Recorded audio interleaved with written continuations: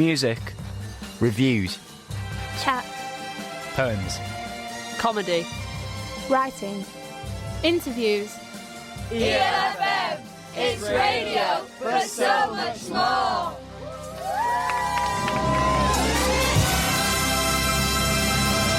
Hello, and welcome to the Vandal Factory radio show. My name's Henry Raby.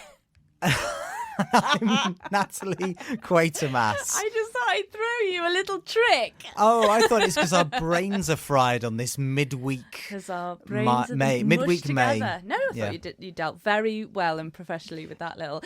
Only joking, viewers, listeners. I'm not really up. Henry. Oh, I'm Nat, and the other one's Henry. me. That's me. I'm Henry. Yeah. Punk poet extraordinaire. And together we are Vandal Vandal Factory. Lovely Indeed. stuff. And we have this little radio show podcast where we like to talk about art and activism. Our two favourite things. Indeed. And we always start every show by asking each other, how's your hope? How's your anger? Hey, Natalie Quatermass, if that is your real name, which I'm starting to doubt, how's your hope/anger? Bucket tons of anger recently.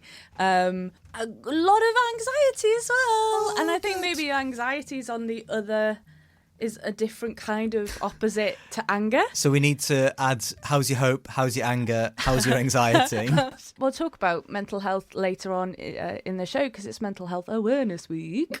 Are you aware of mental health? I am indeed aware. That you have mental health? No, I was just going to say that I have been trying to use anger as a sort of fuel to get out of an anxious state. Okay. You know, so you can get, because I find anxiety is like very paralyzing. And then if you get angry about something, you can then, as to quote Commoners Choir, anger motivates action. And here's where the action begins. My hope is really good because I've just helped put on a gig a couple of weeks ago now. So basically, long story short, there's people out there that are transphobic, and there are people out there that claim to be punks that are transphobic. Right. So and people out there that claim to be punk poets that are transphobic. Right. So we wanted to set up a night that says punk rock and punk poetry isn't transphobic. It isn't about punching down. It's about celebrating the outsider, and it's about building space. So we put on a night called Punching Up.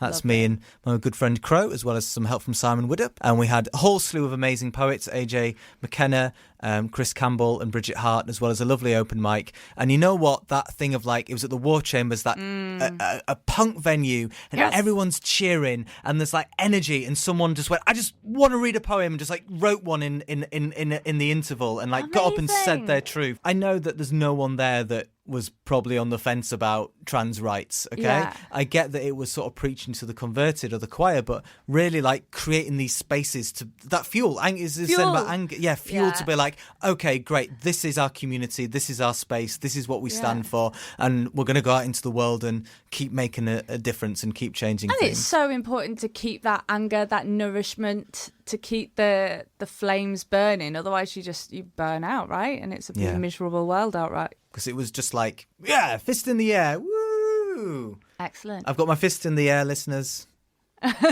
Natalie, can you confirm? I can confirm. Excellent. Yes, I can Good. confirm. I'm down now. Marvellous. You're going to play us a song then? Yeah, so I just thought I'd play a tune by an American trans artist called Evan Greer. And this is an ode they wrote to trans justice. I feel like we could say trans rights, but also like trans liberation. So this is The Tyranny of Either Or. Y'all better quiet down.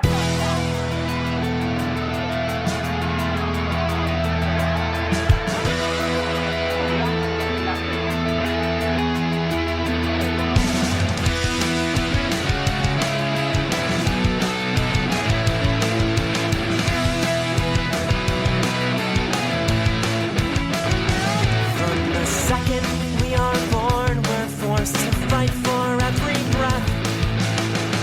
The tyranny of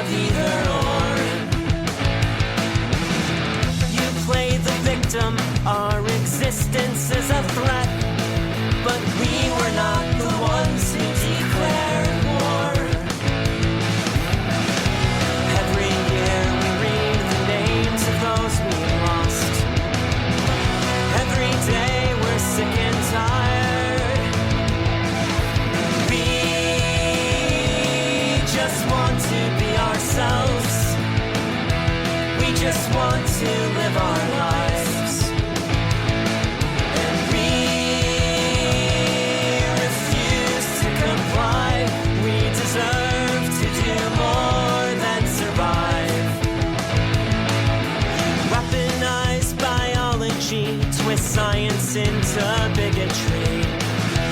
Anything to justify your projected insecurities become policies of purity. You debate about our right to be alive. When we defend ourselves, you call it an attack. Why can't you see our liberations intertwined? We just want to be ourselves. We just want to live our lives. And we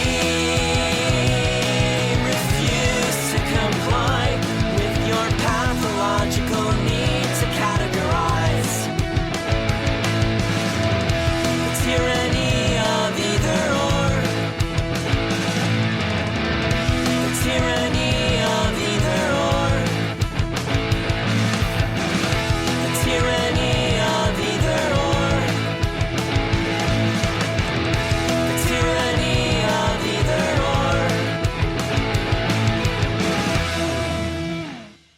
The Tyranny of Either Or by Evan Greer. Now, I dare say it's somebody's birthday coming up, Natalie Quatermass. It's 3 days ago, actually. Oh, yeah, it was. I dare say it was somebody's birthday 3 days ago. Yeah. And we had a nice little party and we watched Eurovision. Yeah. And that was all good. But I need to give you your present. Exciting. And the present will be delivered through the power of jingles, or specifically audio that I'm going to play up here. Okay, so see if you can guess who this person is. Okay.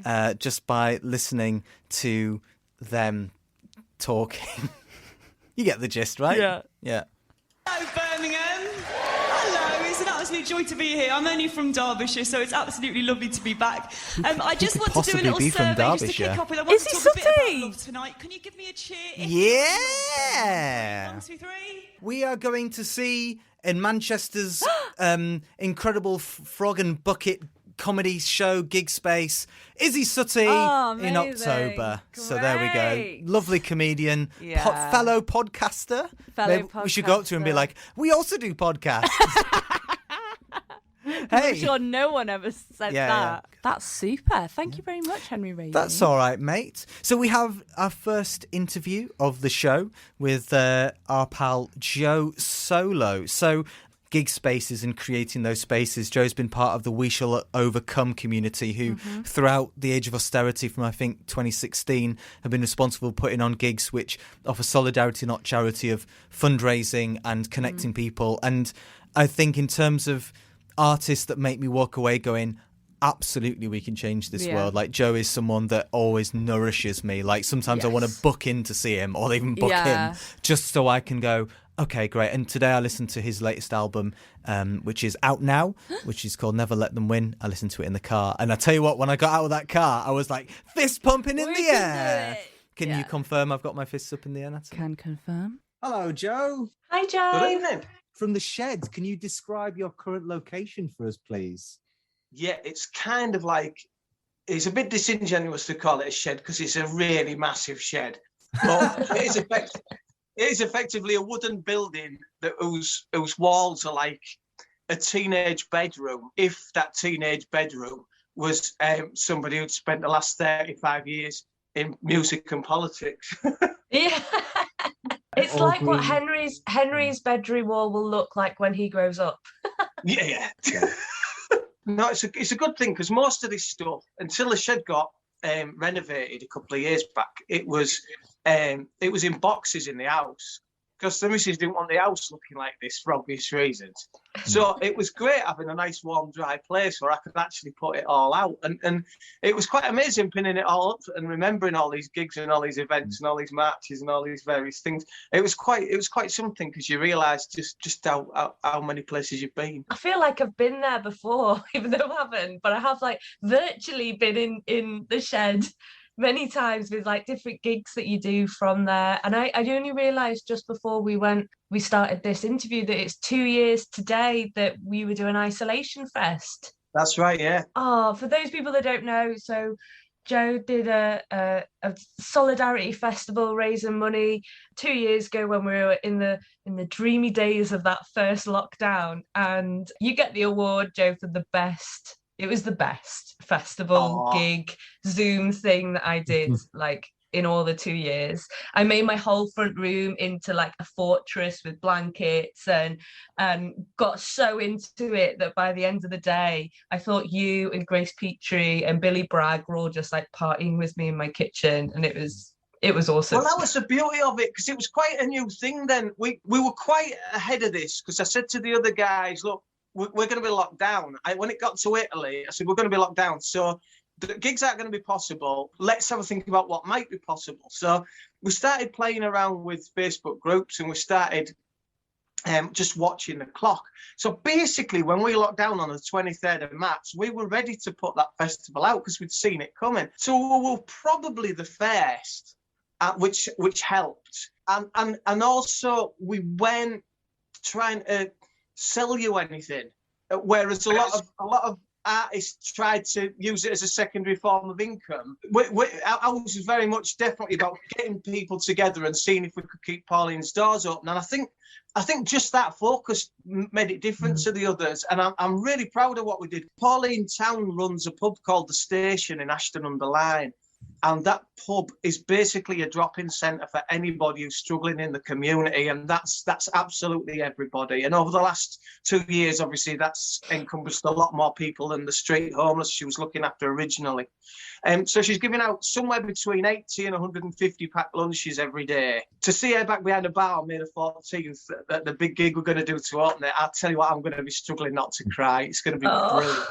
I suppose there's an element of activism that means you have to be fleet of foot, you have to adapt and change and respond. Certainly I felt that over the past 10 years as the Tories go, right, here's a new austerity policy, and we have to go, oh, right, what's our response to this? Whether that's artistically, let's write a song or a piece about it, or like, you know, take to the streets or do some, or you know, community organising in response. Yeah. And I guess that's an example with the festival where COVID's hit and we have to like adapt and change. But your new album, Joe, Never Let Them Win, you talk in the liner notes to it. I say liner notes, it's a thing on Bandcamp, so it's not really liner notes, but in the description you talk about it's about the past, it's about growing up with punk, it's about learning things and mistakes. Can you talk a little bit about where this, because your albums are always very sort of thematic, I find that, you know, you've got albums about the miners' strike, albums about Hull, albums about the Spanish Civil War. I think it's come from, well, it's hard to put into terms without sounding like I'm being dogmatic, but I'm really not. But what's happened to the left over the last probably decade is it's become essentially a home for liberals. It's people who believe that you can tweak the system and make it better for enough people for it to be acceptable, and anybody who doesn't agree with that is an extremist. You saw that with Corbyn, and you saw that with the attacks on various people around various political voices. That has thrown up a whole bunch of problems in that. That's not what socialism is. You know, socialism isn't tweaking a system to make it acceptable to be enough people, to be enough used to enough people. It's about changing it wholesale. The best way I can put this, I saw a quote yesterday from Sonia Pedersen, and she died a few years ago, and she had this great quote that I love, and it's socialism isn't about not having nice things. It's about wanting everybody to have nice things, right? And that is the essence of it all. You know, you don't have to live in this kind of austere, drab, grey society. There's enough wealth out there for us all to have great lives, you know. Now, I was born into punk rock. The first record that really set me off was "Go For It" by Stiff Little Fingers, and that was about 1983. So I was just after punk and two-tone, but already an anachronism. You know, I was looking through record racks, not for the Smiths, but for old Buzzcocks singles and old Clash singles. You know, so even by the mid-80s, I was way out of time. But people who were forged in that kind of environment with that music and those ideas and the politics at the time that was very polarised, and you could still feel right and wrong. You could still feel there was an alternative, and it was worth fighting for. That's something that stayed with me my whole life, and so I wanted to write an album that set that up, which it does with the opening track. This is how my politics were forged. I was born in black and white as the 60s lost their swing. And this punk rock came along, I was told to call it in. The dance set generation, the scared of your small towns. Sprung from prefab city, yeah, in brand new hand-me-downs. And then as you go through, it's where some of that was taken away, where some of the idealism died, where it was renewed, where society went wrong, where I went wrong, what could have been done better. A lot of my politics came from, like you, I guess, like listening to lyrics. Like I heard about the Diggers through Billy Bragg. I heard about Spanish Civil War through The Clash, and Sonic Boom 6 had all these references to the war in Iraq, and they were talking about, well, have you heard about what's happening in Chile and the Congo and Nicaragua? And I was like, what is happening in the Chile and Congo and Nicaragua? I don't know. I have to Google it. Do you find that that's an important tool for you, is to educate, I suppose, not just in the lyrics, but on the stage in these conversations? I found out about the Spanish Civil War after I'd had Spanish bombs. You don't learn it in school. You learn it because Strummer wrote that lyric in 1979, and you read about it. I think the International Brigade Memorial Trust is by and large populated by people who have Spanish bombs in the record collection. I think, and that's important for a songwriter to do. So I felt like I was in that tradition, you know. I was saying these people are important to me in the hope that somebody who listens to that record picks up those books and reads them. We started the interview talking about like our need to, like, how it is important that we evolve and adapt and keep on moving and thinking on our feet.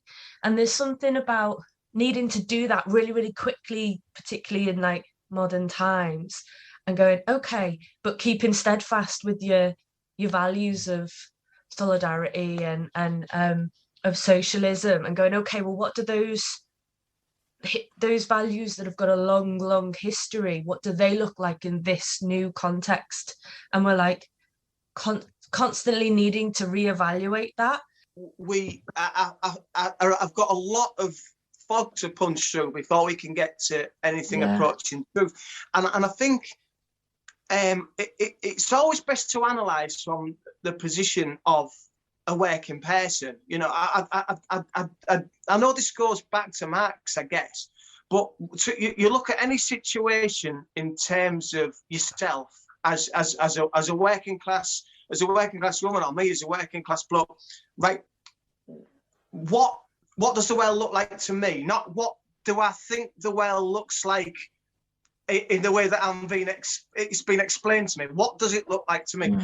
Joe Strummer, going back to the Clash, Joe Strummer once said that you have to think for 1,000,000 hours before you get to an original thought. and I think that's a really fascinating quote, and I think it's probably more true now, because you've got so much fog to punch through before you actually get to an actual crystallised thought. Was Joe Strummer who came and cracked the code. It's not what to think, it's how to think, and that sent me down this road. No one ever learned to talk before they learned to listen. No. And who teaches the working class about socialism? Read Marx and Engels, yeah, I'm bound for glory too. And on my darkest days, Bob Tressel pulled me through. Led me to them notebooks, the Gramsci wrote in prison, yeah. But who teaches the working class about socialism? People can read more about the P&O Ferries debacle and the way they've treated workers, and we don't need to go over exactly the ins and outs. But from a musician's perspective, you've obviously gone out there on protests and support of the RMT and done music, and I just wondered if you could talk about that role that we have where, we've got speeches, and yeah, we've got workers talking about their experiences, and officials and councillors and MPs, but why it matters that someone with a guitar comes up and is part of that movement, of that action, and that campaign. Well, what I try to do, and what musicians by and large do, is we try and distill messages into bite-sized chunks. It's often viewed as frivolous, and it's often viewed as you wanting applause. But in those situations, it isn't. What it does I describe it in physics terms, right? It's one of Newton's laws says that energy can neither be created nor destroyed, merely converted from one form to another, right? So what a musician does is we convert the potential energy in everybody into kinetic energy. That's the bit that makes you go, yeah, that's the bit that makes you feel really great. You're singing along and you feel like you can change the world, right? Counter-revolutionary compromise. We need to agitate and educate and organise. So sing up, sing loud, sing out, sing proud. And let's just see how far we can get. Stand up, stand tall, 'cause at the end of it all, yeah, the future isn't over yet. We marched out onto the road and stopped the traffic, and we walked up and down Eden Road and held up people's afternoon with placards supporting the workers. Now, you would think that you would get an awful lot of swearing, but the majority of people were beeping their horns in support at us, and that's a good example of what music can do. Proud to be a part of it whenever I can. I don't know much about, I don't know enough about physics to know if kinetic energy can transfer through radio waves, but if it can, we're going to try and create some right now, Joe, by asking you what song you'd like to play on East Leeds FM. Oh, I'd really love you to play a Jess Silk track. It's a beautiful song. It's on her album from last year called Blitz Spirit. Perfectly describes her feelings in the wake of the December 2019 election result, and it's called If We're Damned.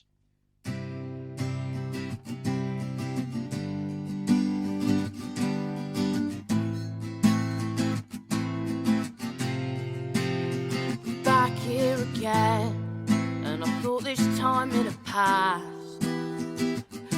Always darkest before the dawn, and I am holding on to that. We got it wrong, and it seems that they're getting more right.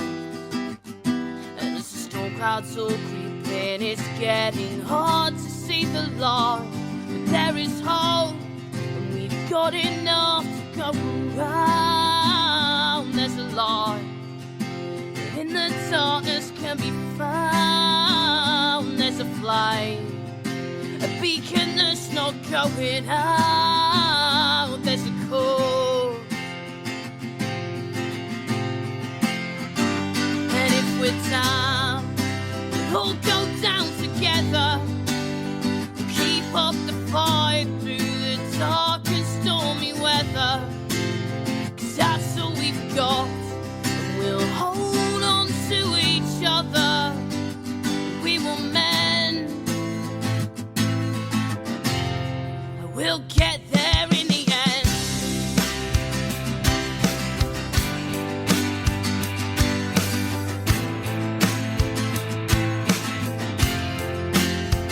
Next act begins, the actors take to the floor. Whether a pantomime or a tragedy, the crowd still calls for more. The curtains rise, and it seems like everything's changed, but it's just a little bleaker now. The cause remains the same. There is hope, and we've got enough to go around. There's a light that in the darkness can be found. There's a flame, a beacon that's not going out. There's a cause, oh yeah, we've something left to fight for. And if we're down, we'll all go down together. Keep up the fight through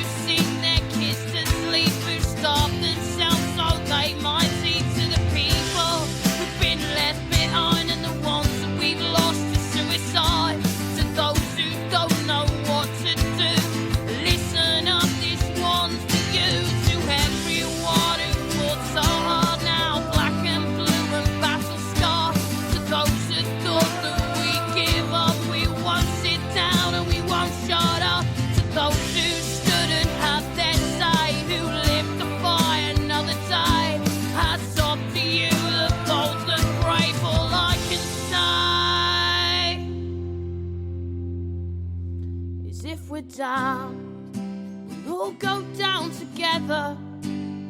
Keep up the fight through the dark and stormy weather. 'Cause that's all we've got, and we'll hold on to each other. We will mend.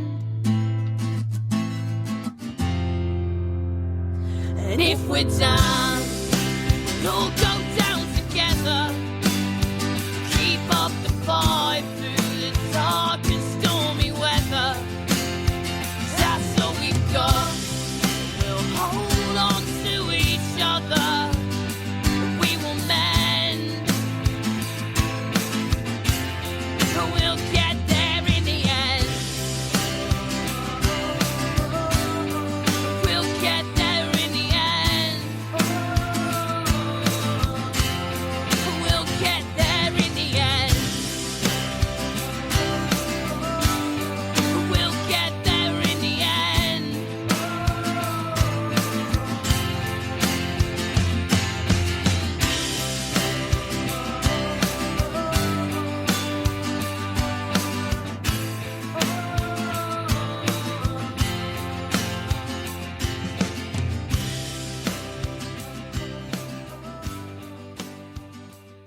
Because every single song you own is a banger.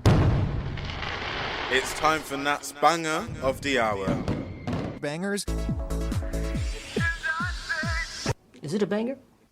Yes, it is. It is time for my banger of the hour. Henry Raby, are you ready? I am steeled. I'm on tenterhooks. I'm fortified. Now, before I announce the banger of the hour, sorry, that was a big build-up.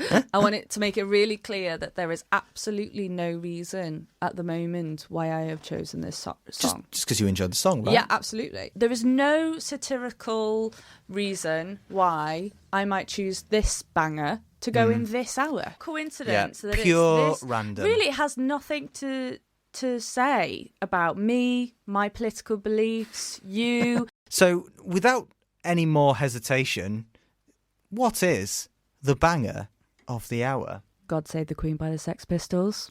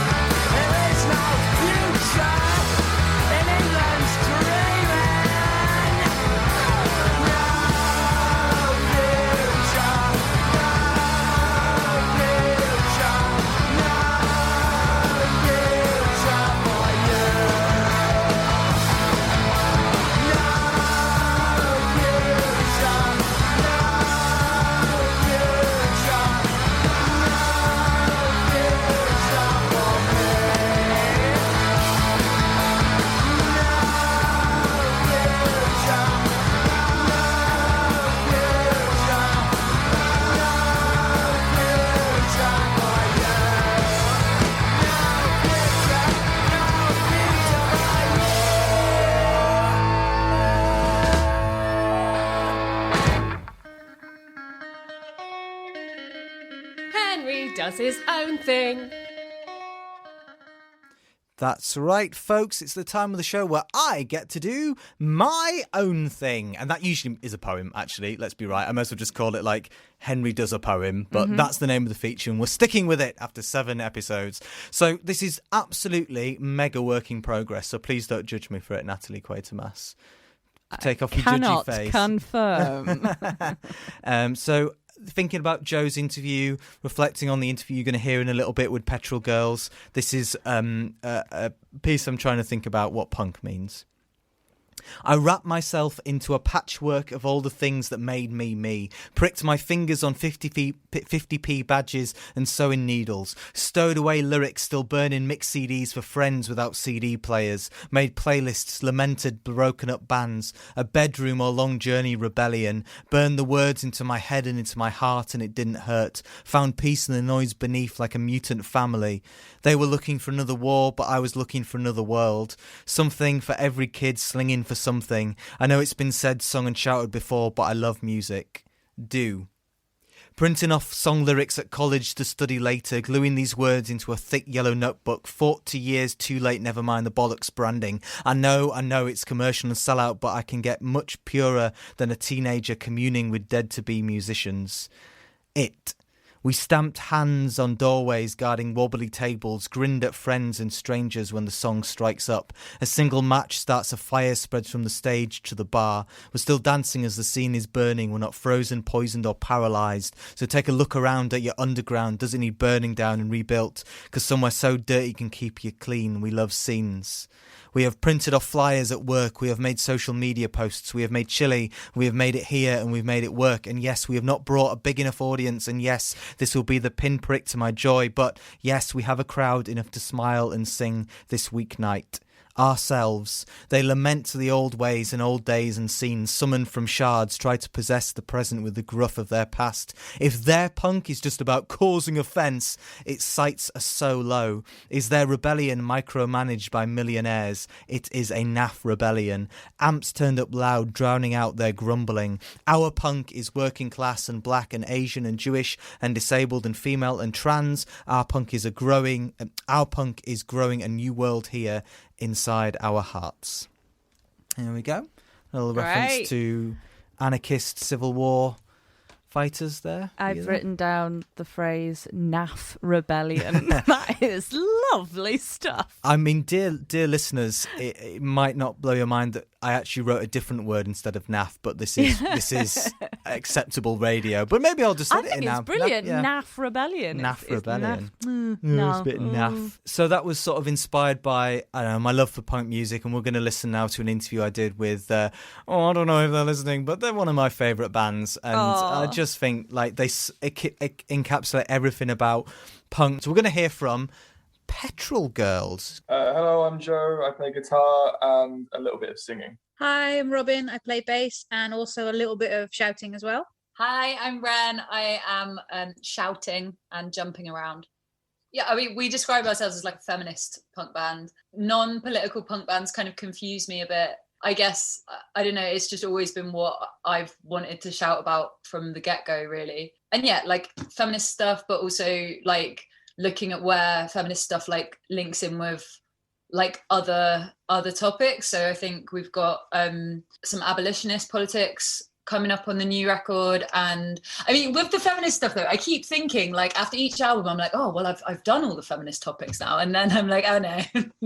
no. So we've got like finally done one about abortion, which I actually wanted to do on the last record, but I wasn't in the right headspace then.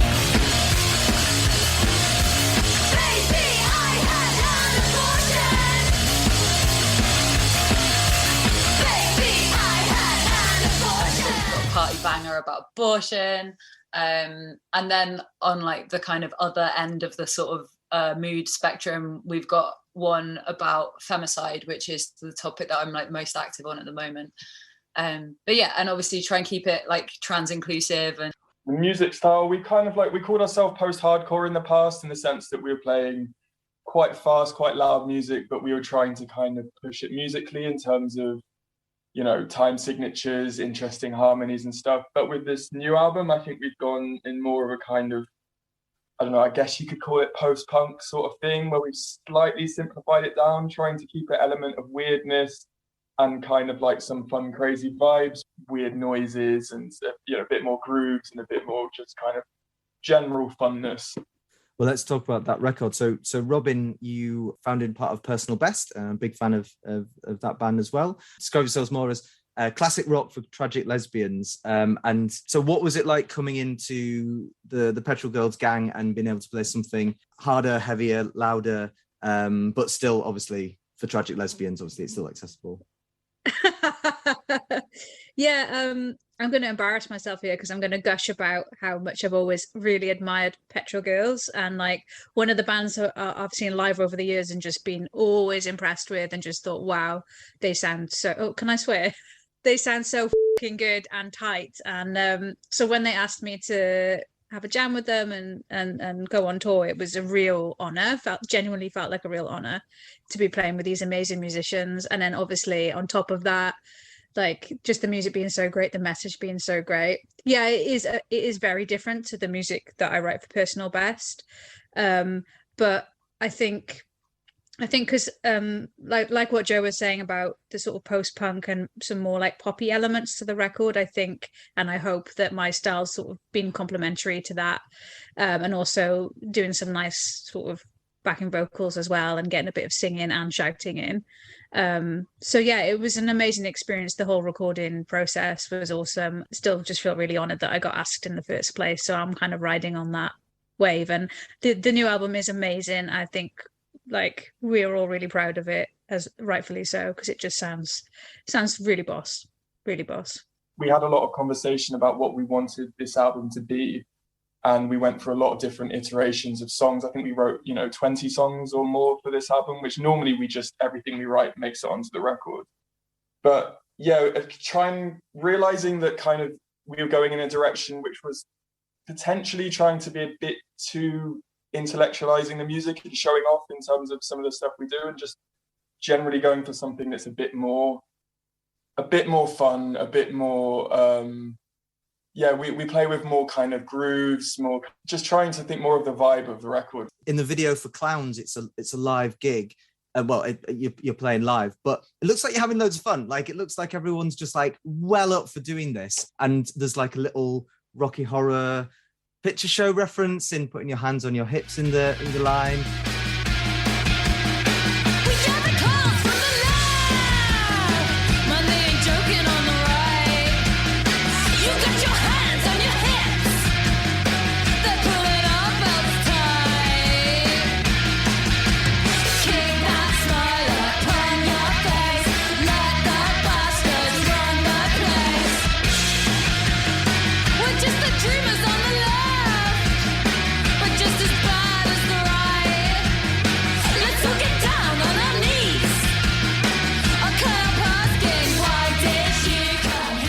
Like when I see Petrol Girls live, like there's heaviness and there's obviously talk about really important essential topics, but like also there's fun. Like you seem to have loads of fun on stage. I don't know if you could talk about that like, yes, we want to call out the shit in the world. I'm gonna have to bleep myself now, but also like we can be celebratory as well. Yeah, I think that's something that I'm realizing is like more and more important. Like it's been really important to me on like a mental health level, because I think if you like constantly try and engage with like all the world is throwing around, it's like it is too much, and like anyone like you'll crumble, and it's no life if you don't try and like have some joy in it, I was really depressed at the start of writing it. But it was actually like when I'd come out of this like really terrible bout of depression and like finally started taking antidepressants that like I started to be able to actually contribute to the record. And I think like I want to be like open about that, because people are often like, oh no, I won't take antidepressants because it'll make me not creative anymore and stuff like that. And it's like, of course it changes things, but like for me, like I'm like, oh god, why didn't I take these like 5 years ago? And it's been like a really great step for me personally. And yeah, I think like in that Clowns video, I mean, we just really enjoy playing together, and I think like it's been, you know, great having Robin join us, and like we rock out on stage. Sometimes we coordinate our headbanging. Like it's a good time, and like yes, there's a lot of political opportunity in gigs in terms of like people coming together physically in the same space, but like also there's only so much you're going to achieve politically in a gig space, and like it's important to have a good time as well. Like we've got a party, like especially after the few years we've had. It's a theme of the show that we often talk about is hope and anger, and them sort of being almost two sides of the same coin sometimes. I just want to ask Robin, what's giving you hope at the moment? Are you finding hope anywhere in music or punk communities? I want to shout out Level Up, which is an organisation which my friend Janie Starling, friend of the band and also featuring on the record, is a part of. We demand that the media stop perpetuating the narratives that kill us and robbing dead women of dignity. Robbing dead women of dignity. We mourn every sibling stolen by male violence. Trans, sex workers, undocumented. Our murders are systemic. You don't own us. You don't own us. You don't own. I went to a demo a few months ago, which was putting pressure on legislation to stop pregnant women being sentenced to having jail sentences. There's a real horrible load of statistics about how many babies are lost in prison. Obviously, that's very depressing and awful. And just being in that environment, just seeing the amazing work that these people do and how passionate people are, and also like how balanced they are about it as well. And I think what gives me hope is that there seems to be a real trend now in activist circles where people are like knowing their limitations, knowing when to sort of like Ren said, for mental health, knowing when to like sit back, let other people take the reins. And I think that gives me hope because that's longevity there. Joe, a few years ago, the Petrol Girls song, The Future is Dark. How are you feeling about hope and anger? I just feel like the world gets darker and darker, but is there any sort of spark for you in the future?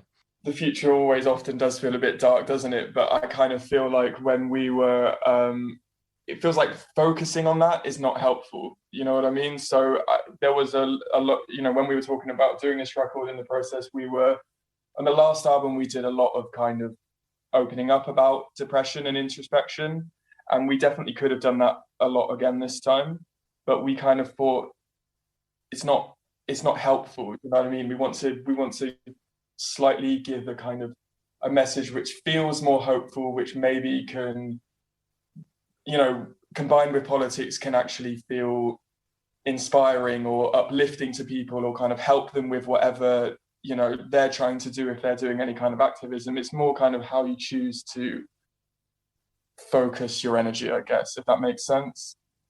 I love the album cover is like a big painted mural of colours that you like literally physically did. What was that decision to make something really sort of a tangible physical album cover that was splashed and painted?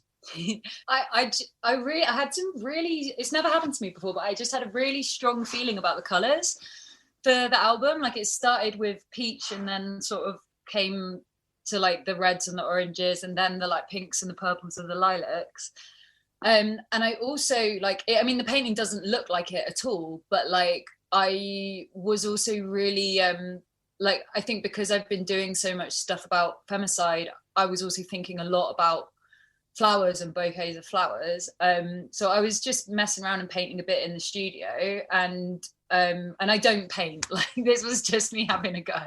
And Pete was like, "Oh, I've got this massive canvas that I've been using as a screen, like a projection screen. Do you want to paint it?" And like I was so like nervous about it because like obviously I needed so much paint and it was like really overwhelming to spend that much money on paint. But like we were like, okay, no, this can be the album cover, but then also album cover, like pressure, like, and it's like, okay, you got got one shot. And like, it was actually really funny. I got so overwhelmed. I had a massive panic attack right before I was about to start painting. And Joe and Zoc had to take me to the hospital because I thought I was having a heart attack. It was hilarious.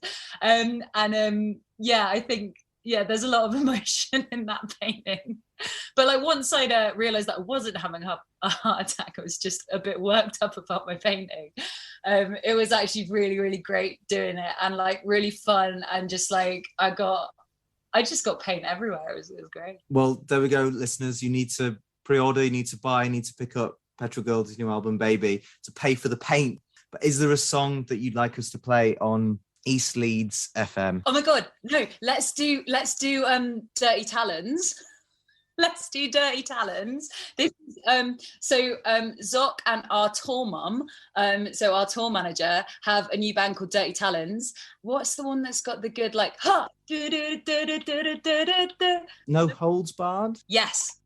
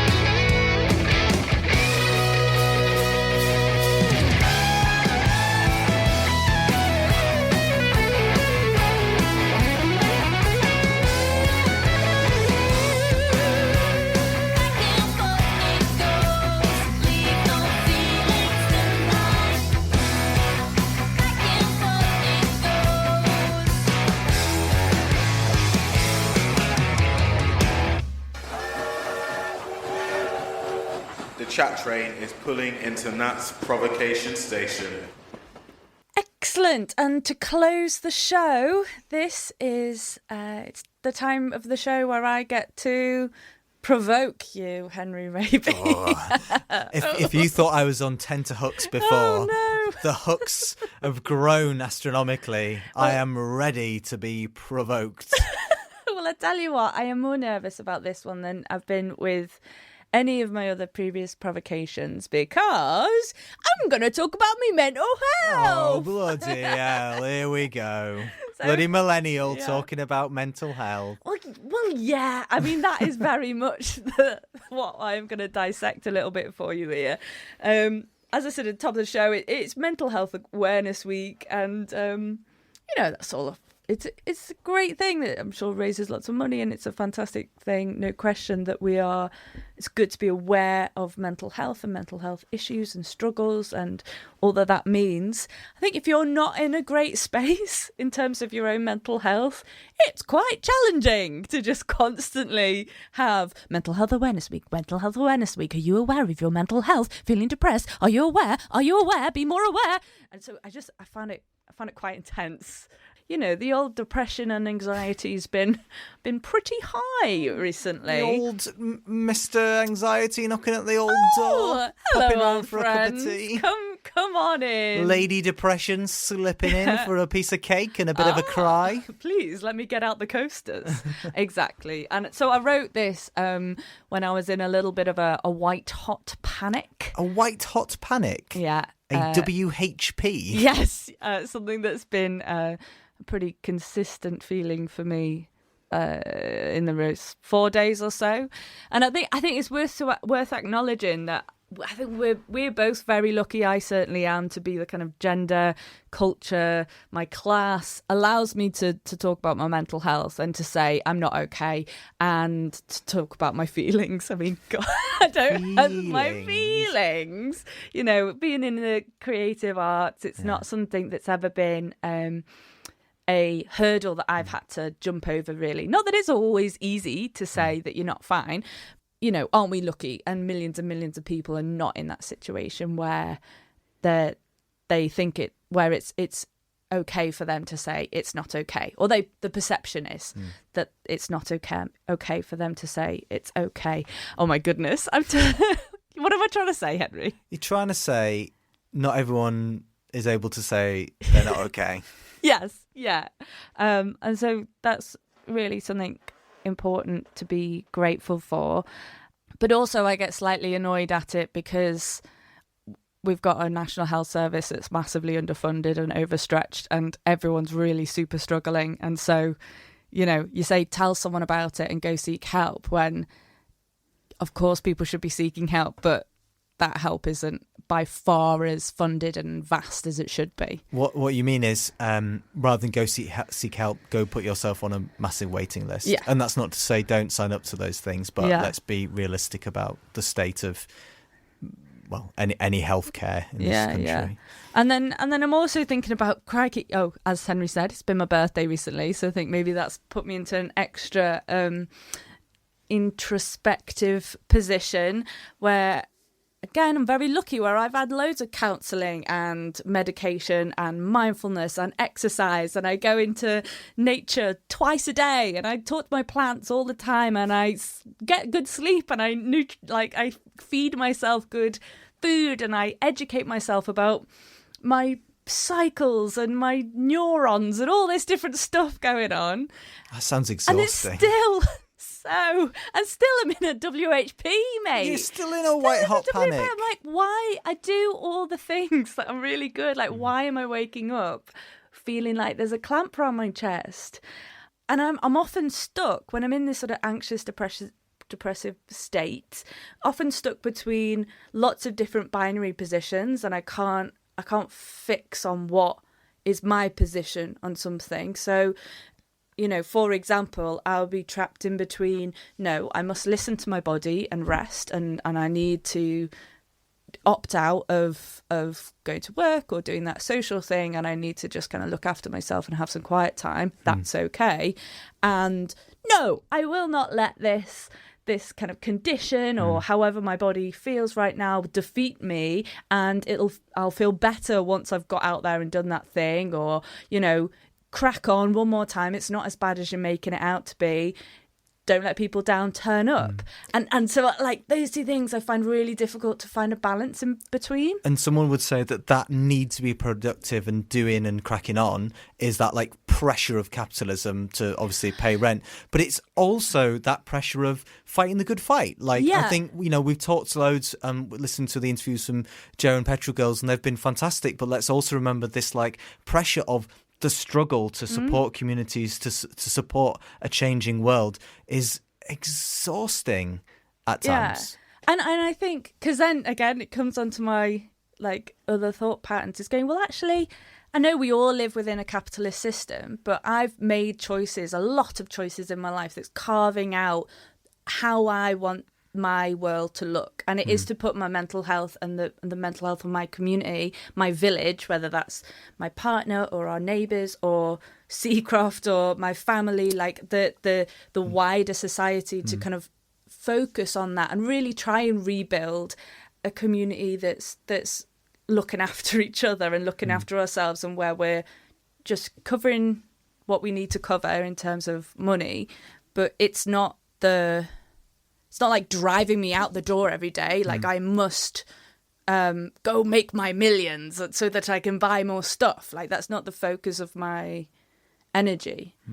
Again, why would the white hot panic? I can't get to it. I mean, I often think what's a good motivator, and for a long time I used to think that guilt was a good motivator. If you beat yourself over the back with a stick, you go, "Come on, be better because you're failing, you're not being very good." But that's very Henry Raby. It's very Henry Raby. It didn't work though. No. I mean, we've talked about anger being a motivator, hope being a motivator. Motivation often isn't a thing that I've struggled to find. Right. I remember once being asked in an interview, how are you going to find the motivation to do this job? And it's the only time I've ever been like really stunned into silence in an interview, when I kind of blinked at them and went, so maybe I'm lucky in that regard, because I know lots of people don't have the motivation to do stuff. So for you then, it's when all these motivations, all this like can-do-ness, like smashes into one another and creates this WHP, the white hot panic of like, it's just so stuff. much. Yeah. And I think that's also, we have a lot of options in our world, and a lot of tabs open physically, literally, and spiritually. Like I do think it's super unnatural to open your emails and have 50 different conversations going on at once, and they've all got different threads and different things, and that's one email out of 3 email addresses and 3 different social media platforms and a social life and WhatsApp. This like constant connectivity, and I'm not that bad for it. Like I'm not on, as you know, I'm not on my phone all the time. Find it really stressful to kind of to navigate constant options. So that certainly at the moment, if I get asked any question at the moment, I go into white hot panic. Just like, do you fancy a cup of tea now? She's going into a WHP. And I just start staring at the wall, having a little stare. But I think the other thing as well is, and this is what like really made me not want to talk about this online, is all of this. It's just all a massive privilege that we get to think about it all too much. And actually, if you just had a hard labour job and you were just trying to do it every day to cover the bills, to feed your kids, I mean, Jesus Christ, there'll be hundreds of people within spitting distance of this chapel who are choosing between heating and eating tonight. That's a problem, right? Yeah. I'm not ever going to be in that situation. Like, probably most chances are I'm not ever going to be in that situation. So is all of this just you haven't got enough real problems in your life? And I know that's like a right-wing alty kind of thing. Pull your socks up type stuff. But, and again, this is where I get like stuck into, is this just like the devil in disguise in my mind? But there is part of me that's like, oh, come on, just be better. Crack on. But that's what I think about when I say about motivation, of like that feeling of, well, I could have it worse, I better crack on, it doesn't work. I don't think. I mean, it might work to an extent. It might get you over the doorstep every so often. It might make you like get on with those emails because you know, fine, I can just do them. But it's not a long-term solution. If you have a raft to stay afloat, this like, oh, I'm not at death's door, plugs that gap. But really, this like the floats we build for ourselves need to be much more solidified. To end on, this is more positive. Yeah. I think it's Ruby Wax, but it won't be Ruby Wax. It'll be Ruby Wax, like reading someone far more profound and scientific. But she's a good person for like articulating some complicated stuff in a fun, accessible way. She was talking about how we're not built for this planet. We've built a society in terms of cities. I think humans have only been living in cities for like 3,000 years. We're really new. Even 3,000, that's too much. Maybe it's 300. Cities are really new. And it's an unnatural way to live. We're still like catching up with ourselves. Not living in a village, not living with a family is a really unnatural way to live, to be isolated. And our brains are just going, this isn't right. This isn't right. And there's this like beautiful quote, I guess, that says, people are well and are healthy when they feel like they matter, when they have a purpose. And empathy flows when people care about each other and care that each other exists. So if someone has your back and you're working as a team, then no matter whether that's inside your house, in your workplace, in your street, in your whatever your pod is, it could be a virtual community, which again takes me back to the beginning of like, well, I've got loads of that. So why don't I feel good? Why aren't I good? Are you provoked? I am so provoked. And listeners, if you're also provoked, then you can drop us an email, drop us a tweet, get in touch with us on the old Facebook and tell us how provoked you are. Because you're our community, you're our gang, dear listeners. Is it all right, Henry? Everything's all right. I promise everything's all right. Okay. I mean, it's not. But like everything's... No! You're the worst! Oh... Thanks for listening, everyone. Yeah, dear listeners, thank you very much. Check out our other episodes and hope you don't have a WHP.